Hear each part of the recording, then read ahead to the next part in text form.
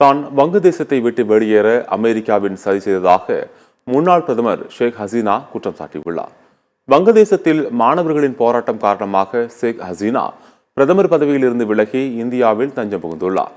பதவியை ராஜினாமா செய்வதற்கு முன்னர் ஷேக் ஹசீனா நாட்டு மக்களிடம் உரையாற்ற முடிவு செய்தார். ஆனால் அவரது வீட்டை மாணவர்கள் முற்றுகையிட்டதால் உடனடியாக வெளியேறி இந்தியாவில் தஞ்சமடைந்தார். இந்நிலையில் நாட்டு மக்களிடம் உரையாற்ற இருந்ததாக குறிப்பிடப்பட்ட தொடர்பாக தனக்கு நெருக்கமானவர்களுக்கு ஷேக் ஹசீனா கடிதம் எழுதியுள்ளார். வங்கதேசத்தில் சப ஊர்வலம் நடப்பதை பார்க்க விரும்பாததால் தான் பதவி விலகினேன் என்று குறிப்பிட்டுள்ளார். பிரிவினைவாதிகளின் சூழ்ச்சிக்கு ஆளாக வேண்டாம் என நாட்டு மக்களுக்கு ஷேக் ஹசீனா கேட்டுக்கொண்டுள்ளார்.